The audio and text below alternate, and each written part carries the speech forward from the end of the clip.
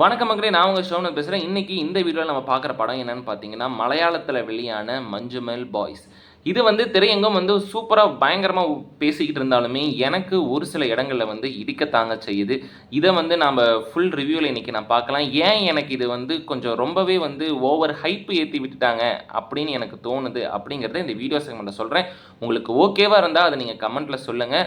இல்லை ப்ரோ, இது இந்த இடத்துல நல்லா தானே இருக்குது அப்படின்னு நீங்கள் சொல்லியிருந்தீங்கன்னா கண்டிப்பாக நீங்கள் அதையும் கமெண்ட்டில் சொல்லுங்கள். இதோட ஒன்லைன் ஸ்டோரி என்னன்னு அப்படின்னு சொல்லி பார்த்துட்டோம் அப்படின்னா, எல்லோரும் ஒரு டூர் போகிறாங்க மலையாளம் காய்ஸ். அதில் ஒருத்தர் தவறி விழுந்துடுறாரு. அவர் விழுந்ததுக்கு அப்புறமா அந்த நண்பரை காப்பாற்றினாங்களா இல்லையா அப்படிங்கிறது தான் இதோட ஒன்லைன் ஸ்டோரி. ஸோ இப்போ இந்த டீப் ரிவ்யூ என்னன்னு பார்த்தீங்கன்னாங்க, நான் ஓப்பனாக சொல்ல, நான் இந்த படம் பார்த்துட்டு ஃபஸ்ட்டு அரை மணி நேரம் இந்த படம் என்னன்னு பார்த்தீங்கன்னா, மொத்தமாக படம் பார்த்தீங்கன்னா ஒரு 2 மணி நேரம் 2.25 அந்த மாதிரி தான் இருக்குது.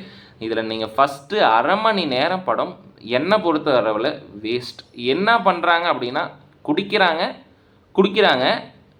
வீட்டுக்கு பார்சல் வாங்கிட்டு வந்து குடிக்கிறாங்க, கடையில் போய் குடிக்கிறாங்க, டூர் போகலாமா பிளான் பண்ணுறாங்க, இவ்வளோ தான். அதாவது பசங்க ஃப்ரெண்ட்ஷிப்பு அப்படின்னு மையம் வச்சுக்கிட்டாவே இப்போ குடிக்கிறத மட்டும்தான் காட்டுறாங்க.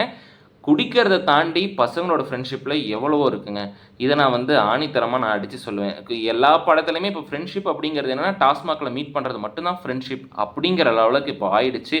பட் என்னை பொறுத்த அளவில் என்னன்னு பார்த்தீங்கன்னா, இந்த படம் ஃபஸ்ட்டு ஒரு அரை மணி நேரத்துக்கு அவ்வளோ குடிக்கணும் அப்படிங்கிறது காமிச்சிருக்க தேவையே கிடையாது.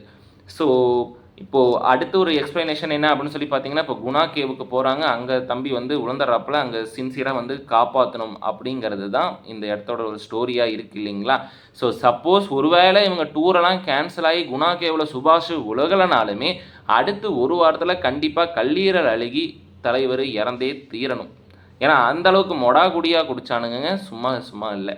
ஸோ இதோட நல்லா என்ன இருக்குது, பாசிட்டிவ் சைடு எனக்கு ரொம்ப பிடிச்சது அப்படின்னா, அவங்க ஓகே அந்த ஃப்ரெண்ட்ஷிப்பில் அவங்க விட்டு கொடுக்காம, சரி நம்ம ஃப்ரெண்டு இந்த மாதிரி விழுந்துட்டான், இவனை நம்ம விட்டுட்டு போகக்கூடாது, நம்ம தான் எப்படியும் காப்பாற்றி ஆகணும் அப்படின்னு சொல்லிட்டு அவ்வளோ போலீஸ் பிரச்சனைகள்லையும் அவ்வளோ இது மறைமுகமாக மறைக்காமல் அவ்வளோவும் அந்த ஃப்ரெண்டுக்காக இவங்க செஞ்ச அந்த தியாகமும் சாக்ரிஃபைஸும் கண்டிப்பாக பாராட்டக்கூடிய ஒரு அருமையான ஒரு படம் தான்.